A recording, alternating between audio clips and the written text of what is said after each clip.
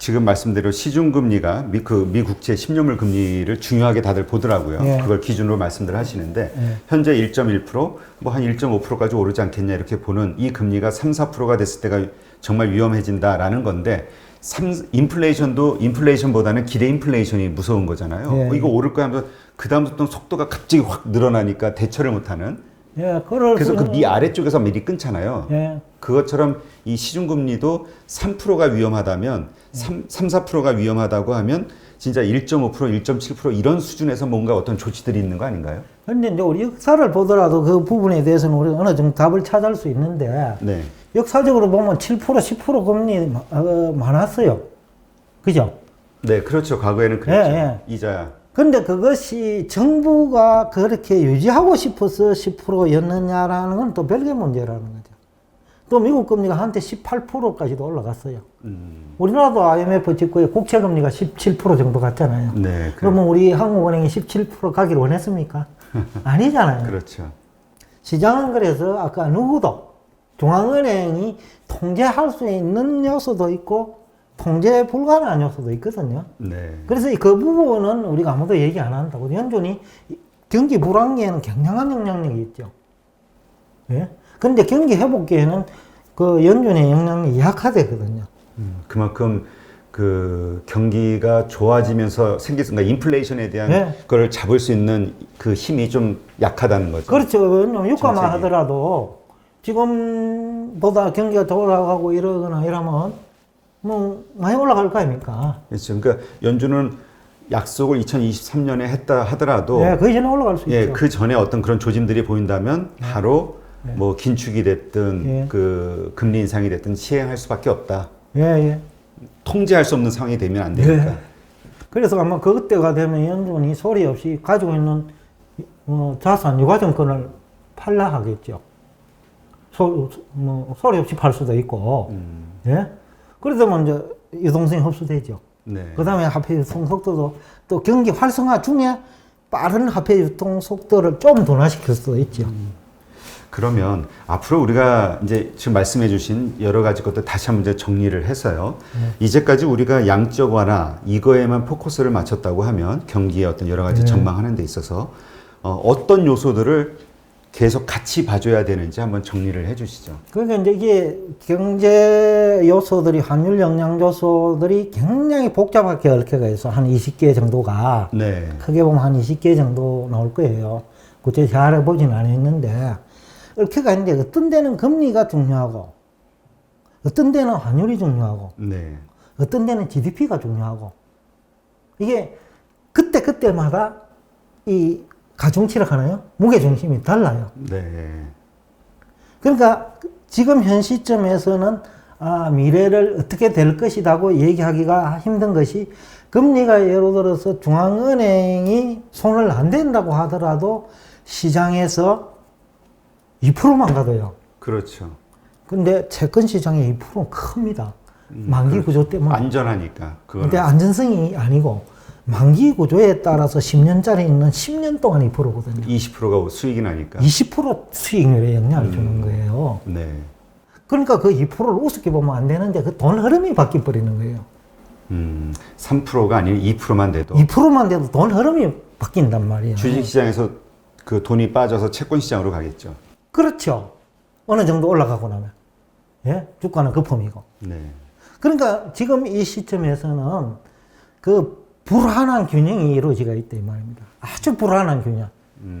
그러니까 지금 뭐 많은 사람들이 그 언젠가 조금 위험해질 거다 이 얘기 많이 하잖아요. 그죠? 그렇죠. 근데 그 불안함이 지속되고 있는 거예요, 지금. 그 불안함 언제 무너지느냐.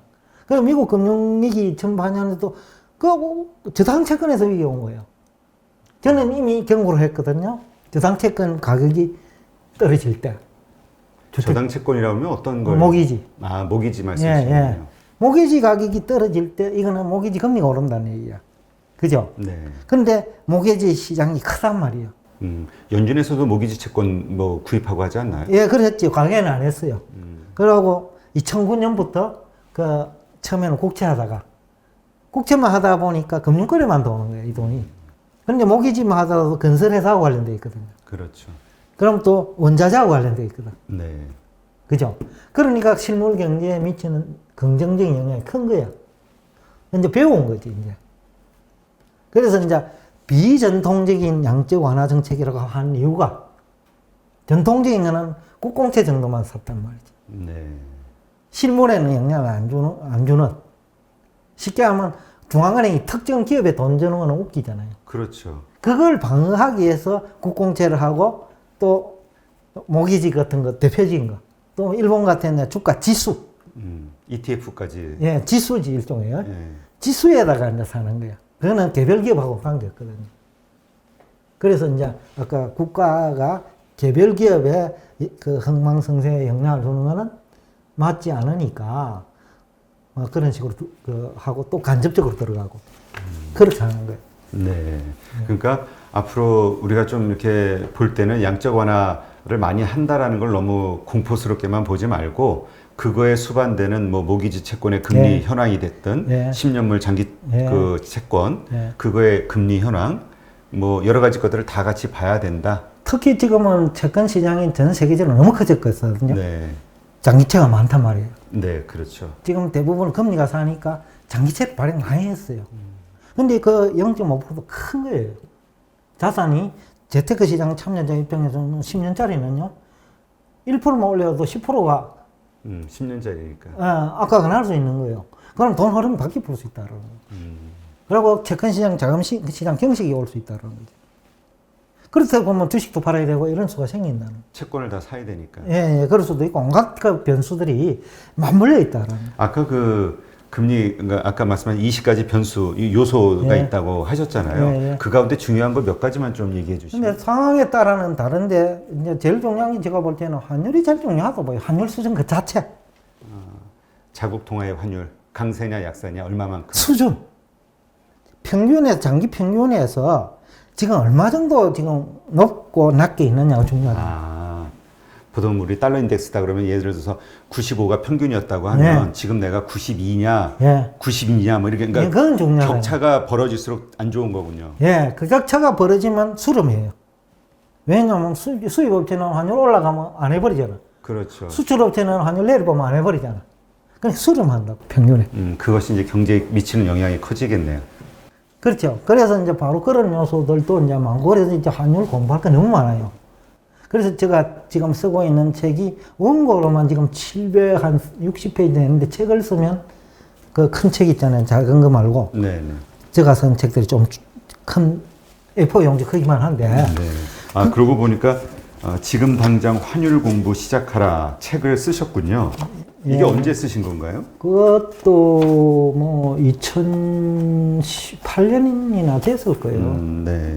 예. 하여튼 환율 이제 우리가 뭐 투자가 지금 뭐 이제 그 뭐라 그럴까 트렌드가 된 세상이라 워낙 저금리이기 때문에 네, 다 투자에 뛰어들고 있고 근데 투자가 이 한국에만 투자하는 게 아니라 전 세계적으로, 글로벌리 네. 투자를 하고 있기 때문에 미국에도 많이 하고 있고요.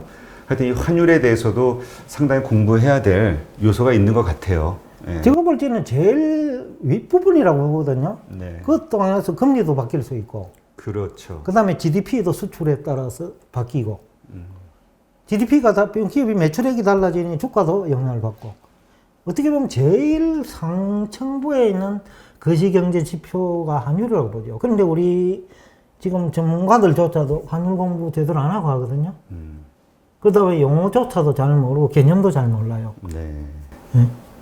알겠습니다. 하여튼 환율 이게 뭐 말씀을 나누면서 좀 어렵기는 한데요. 근데 왜냐면 이게 우리가 많이 생각 안 해보던 결과치만 가지고 보통 보니까 달러당 얼마야, 뭐 N1 얼마야, 뭐 이런 식으로만 보다 보니까 그것이 왜 이런 가격대가 형성이 되게 되었는지 그 깊은 네. 내막까지는 이제 별로 고민을 많이 안 하죠. 그래서 일본이 이제 그 부분이 강하다는 거예요. 음. 와타나베 부인이 그랬어요. 그러니까 해외 투자를 그만큼 많이 해놨으니까 잘할 수밖에 없는 거죠. 예, 일본이 이제 그거 수출이 역사도 길고 또 뭐 일본 기업들이 세계적 기업들이 많았잖아요. 그렇죠.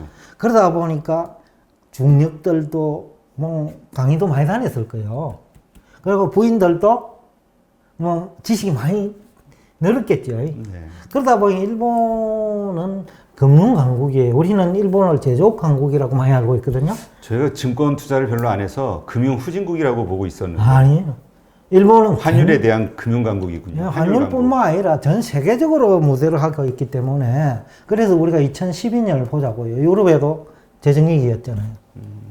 미국은 2009년에 금융위기가 와가지고 막 루비니 교수는 WD 얘기 많이 하고 있을 때. 네. 근데 일본은 그거 가서 투자했잖아요. 그 무릎에. 그러니까 그만큼 그 환율에 대해 강한 거군요. 그러니까 환율을 통한 경제 전망. 환율과 재산 시장 관계를 잘 알고 있다는 거죠. 환율과 실물 경제 관계도 잘 알고 있다는 거죠. 그게 어떻게 보면 사실 그 일본이 그렇게 해외에 2조 달러인가요? 뭐 얼마 이렇게 투자하고 있잖아요. 예. 그게 결국은 그 프라자 합의로 그 엔화가 완전히 그냥 거의 2배 가까이 강세가 되면서 그 달러 그러니까 엔화가 엄청 강세일 때 그걸 가지고 해외로 뿌린 거 아닌가요? 근데 그 부분은 이제 학자들이 얘기하는 거 교과서에 있는 얘기들만 가지고 얘기할 것이냐? 그럼 프라자 합의는 왜 생겼는데? 라고 물어보면 지금 결과만 가지고 또 얘기하잖아요. 프라자 합의 결과 이렇게 얘기합니다. 그냥 우리가 알기로는 미국이 워낙 그 무역 적자가 심해서 미국에서 일본과 독일을 상대로 예. 그 무역 수지 그러니까 흑자를 줄이게 하기 위한 그 다음에 수출을 좀 경쟁력을 낮추기 위해서 시도한 거라고 보통 알고 있죠. 그래서 뭐 그렇다고 하면 그 당시에 그러면 일본은 무역수지 흑자였잖아요. 네. 그러면 엔화 강세 요인이 생겼잖아요. 네. 그걸 현실화시켰는데 왜 그걸 압력이라고 해요? 그러니까 그것이 부당한 조치가 아니라 그 당시 시장 상황에서 일본은 돈이 자꾸 모이고 있었단 말입니다. 그 당시 상황을 생각하면 일본 가전회사들이 세계 가전시장의 70%를 장악했거든요. 그 당시 일본 가전시장이 세계 가전시장의 70%를 장악했어요. 네. 그러면 뭐 가전이 뭡니까? TV, 냉장고 이런 거 아닙니까? 집집마다 다 들어가는 그 시기야. 그러니까 일본이 돈을 끌고 있어. 끌다 하나? 까꾸리, 뭐 우리 모든 돈을 까꾸리로 끌어모은다 하나? 그렇죠. 그때 뭐 그래서 뭐 빌딩도 사고만. 엠파이어 스테이트도 예, 썼었나요? 예. 그때 뭐 하여튼 그랬던 것 같은데. 그러니까 일본이 막 엄청 부자가 되기 시작하는 거예요. 근데 그것이 이제 결국 제조업에서부터 시작했거든요. 그 결국 제조업이 잘 되니 주가도 또 오르잖아. 그럼 자원시장에도 돈이 들어가. 네. 그러니까 일본 애가 강세 요인이 있었는데 그 당시 환율 제도가 완벽한 시장 환율 제도가 아니었단 말입니다. 정부가 개입하거나. 제대로 안 바꿔, 그 환율 조정을 안 해준단 말이에요. 그러니까 요즘 말로 하면 환율 조작국이었던 거군요. 그러니까 그렇죠. 뭐 그때는 조작이란 말이 뭐 표현도 없을 때겠지. 어쨌든 환율 수출 잘 되게 하기 위해서 환율을 낮췄다. 가만 모른 척하고 있으면 되지. 괜히 일본은 발톱 숨기는 대표적인 국가인데 가만 모른 척하고 있으면 되는 것이지. 굳이 그 표현도 할 필요 없잖아요. 그러니까 그런 배경은 설명 안 하면요. 이 국가가 마치 중앙은행이 엄청 힘을 가진 것처럼 우리가 착각한다는 거죠. 우리 연준이 모든 걸 다 해결하려는 능력이 있는 것처럼 생각하죠, 요즘. 그러니까 전지전능하게 생각해 버린다는 예. 거예요. 사실은 아까도 얘기했지만 금리 올라가는 거 보고 연준이 따라서 시장 따라가서 올리는데 그럼 시장이 지배자예요, 그죠? 네. 추종자란 말이에요. 경기 불안 때만 연준이 경기를 살리기 연준의 목적이야, 중앙은행. 그때 적극적으로 하니까 연준 힘이 센 거죠. 그러니까 이거를 우리가 이해를 해야지. 그러니 그 말씀을 들으면 결국은 우리가 경기 회복 후에 혹은 앞으로의 어떤 전망, 경기가 회복했을 때 어떤 여러 가지 상황들에 대해서는 연준의 힘을 너무 기대하면 안 되겠죠. 그렇죠. 연준의 그 힘이 이제 경기 불안계는 엄청 세요. 그런데 이제 경기가 황국민에 접어들면 연준의 힘이 시장을 따라가는 역할, 또 아니면 부작용을 조절하는 그 점진적으로 흡수하는 그 역할에 충실해야 되거든요. 그게 또 중앙은행의 목적이에요. 존재 목적이라고. 네. 그래서 이제 우리 그런 배경을 알아야 되는데 자꾸 결과치만 가지고 얘기를 하다 보면 자꾸 자기당착에 빠지거든요. 네. 그러다 보면 환율로 올라간다고 야사는데 왜 이래 할 말이 없는 거야. 그러면 이러겠지. 보는 동안 또 내린다고 하면 기다려봐. 그런데 역사는 보면 보는 동안 늘려도 엔화가 80엔까지 가버린 거야. 30% 가버린 거야. 레버리지 있는 건 깡통 계좌돼요. 네, 그렇죠. ETF 같은 거 레버리지 있잖아요. 그러니까 경제적인 어떤 지표만 가지고는 저 반대 현상이 일어나야 되는데. 네. 그래서 이제 우리 여기에서 좀 이제 경제를 교육시키는 쪽으로 가야지 이 우리 유튜버들이 자꾸 주장만 가지고 가다 보면 나중에 이제 설당을 잃어버려요. 예? 네, 알겠습니다. 저는 그래서 이제 상당히 아까 여기에 제가 그 원래 그 출연료 조건을 협상하고 와야 되는데 그게 아니라도 올라했던 이유가 네. 예? 이게 너무 유튜브에 그러니까 잘못된 정보들이 떠돌아다닌다. 뭐 잘못된 정보라고도 벌써 너무 지역적이다는 거야. 부분만 가지고 마치 전체인 양 지금 보는 통화량만이 모든 것을 그 맞는 키처럼 얘기한다 이거야. 네. 근데 역사를 보면 별로 알거든요. 보는 통화를 2012년도 일본 통화를 많이 그 지표를 하나 좀 보여주면서 말씀을 해주시죠. 예, 이거 보는 통화 관련해서. 예, 이거 돌아가면 그거를, 나오겠죠. 여기 나오겠죠. 여긴가요? 그 보는 통화랑 환율 관계부터 보십시다. 네네. 미국은 저거 보면 78% 늘렸지요. 네. 언제부터 언제까지입니까? 2010년부터 19년까지. 아, 2010년. 10년간입니다. 그죠? 네네. 그러니까 10년 동안 미국은 78% 늘었어요. 보는 통화가 늘었는데 환율은 오히려 상승을 했네요. 그러니까 통화 가치가 달러 인덱스 기준으로는 75에서 80이었대. 그때. 네. 그죠? 2009년 그 무렵에. 그런데 지금 100까지 갔다가, 103까지 갔다가 지금 90까지 와가 있잖아요. 네. 그럼 평균으로 치면 그저 한 3% 지금 이제 내려가 있는 거예요. 지난 10년간 평균을 보면. 네. 그러니까 지금은 이거는 일상적인 일이지, 3%는 10년 평균을 보면요. 네. 그게 뭐 보는 통화를 늘렸기 때문에 또 그 달러 가치가 올랐다. 이 얘기도 얘기하는 사람 아무도 없잖아요. 그럼 굳이 얘기한다 그러면 보는 통화를 늘렸으니까 통화만 가지고 얘기하면. 일본 같은 경우도 올랐네요. 본원 통화는 373%가 상승을 했는데, 예. 증가했는데, 22% 올랐네요, 환율이. 그러니까요. 그러니까 통화량하고는, 특히 보는 통화하고는 무관해요. 또 줄어도 2009년부터 12년까지도 일본 통화량 많이 늘렸거든요. 경기 어려우니까. 네. 그래도 엔 강세였잖아요. 그 유로는 반대로 160%가 보는 통화 증가했는데 마이너스 16%가 됐네요. 그러니까 유로 가치가 떨어졌다는 얘기거든요. 그럼 이 유럽 재정 위기가 한때 있었잖아요. 그렇죠.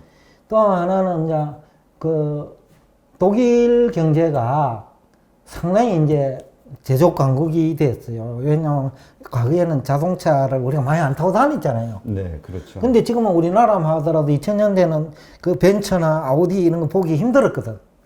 근데 오히려 국산차하고 요새 비슷한 것 같아. 네. 눈에 들어오는 기요. 그 얘기는 독일이 그만큼 많이 자동차를 많이 팔았다. 그죠? 네. 중국에는 한 1000개 기업이 독일 기업이 들어가 있어. 우리나라 상장해서 숫자만큼 들어가 있어요. 그래서 중국 GDP를 얘기할 때 우리나라하고 단순 비교하면 안 돼요. 네. 왜냐면 독일 기업이 창출한 GDP라는 거예요. 그죠? 그럼 주가는 어디가 올라요? 독일 주가가 올라. 중국 주가가 오르는 게 아니다는 거죠. 네. 근데 우리가 GDP를 가지고 얘기하면 안 된다는 거예요. 일본은 GDP 엉망인데 주가 많이 올랐어요. 네. GDP 마이너스 성장하고 그렇잖아요. 하여튼 그 보는 통화 증가, 그러니까 우리가 화폐 발행만 가지고 예. 그 환율이라든가 그로 인해서 파생되는 여러 가지 경제 현상들을 전망해서는 안 된다. 너무 침소봉대한다는 거예요. 조그만 바늘을 가지고 무슨 쇠사슬이나 되는 것처럼 얘기한다는 거죠. 네. 알겠습니다. 그러고 경제가 성장하면 돈은 자꾸 많이 필요해요. 그럼 흡수한다는 거죠. 그리고 또 하나는 대부분의 화폐들은 금융권에 돌지 실물에 오는 건 작다라는 거죠.